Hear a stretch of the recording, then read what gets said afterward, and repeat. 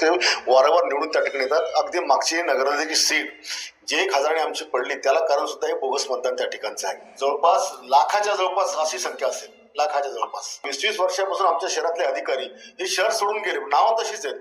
अनेक जण, कित्येक जण मतदाराची 10% लोक मेलेले आहेत, ती नावं तशीच आहेत.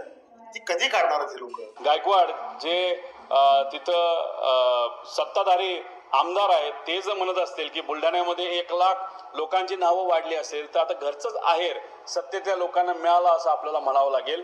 आणि मग अशा पद्धतीने आता सत्तेतलीच लोक बोलायला लागले. मग कुठं ना कुठं तरी आम्ही जो आवाज उठवतोय तो आवाज आता सत्ताधारी लोकांच्या कानावर पण ते कसे का निवडून आलेलं का असं नाही. मला वाटतं शिंदे साहेब याबाबत त्या ठिकाणी संजय गायकवाडांशी बोलतील, कारण त्यांच्या पक्षाचे ते आमदार आहेत. आणि जेव्हा महायुती म्हणून आपण एकत्रित त्या ठिकाणी सरकारमध्ये आहोत त्यावेळेला पक्ष नेतृत्वाची भूमिका जी असते त्या भूमिकेला अनुसरून आपण त्या ठिकाणी बोललं पाहिजे. आणि जर नावं त्या ठिकाणी अशा प्रकारचा आक्षेप त्यांचा असेल तर त्या ठिकाणी आक्षेप घेणारी यंत्रणा आहे निवडणूक आयोगाला, त्या वेळेला सांगू शकतो. सत्ताधारी पक्षातल्या आमदारांनी तरी असं बोलणं उचित आहे असं मला अजिबात वाटत नाही. इकडे शरद पवारांच्या राष्ट्रवादीचे आमदार रोहित पवार यांनी बोगस मतदार नोंदणी ही बनावट आधार कार्डच्या आधारे होत असल्याचा आरोप केला.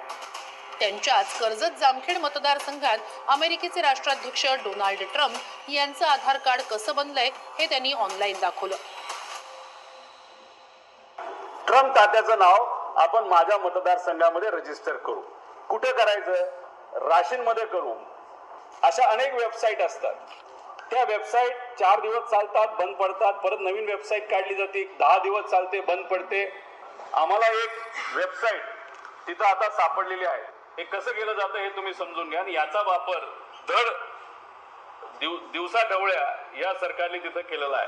कुठलाही नंबर घ्या, 1 2 3 4 5 6 7 8 9 10 11 12 आधार कार्ड नंबर आपण टाकला आधार कार्ड नंबर ट्रम्प तात्या, डोनाल्ड ट्रम्प तात्या, ठीक आहे. वडिलांचं नाव मला माहित नाही, जे करू. हाऊस नंबर माझ्या मतदारसंघात 0 हाऊस नंबरवर अनेक लोक रजिस्टर आहेत, 0 करा. गल्ली काय म्हणायची? पांढरं, सॉरी व्हाईट हाऊस नाही वापरायचं, पांढरा बंगला.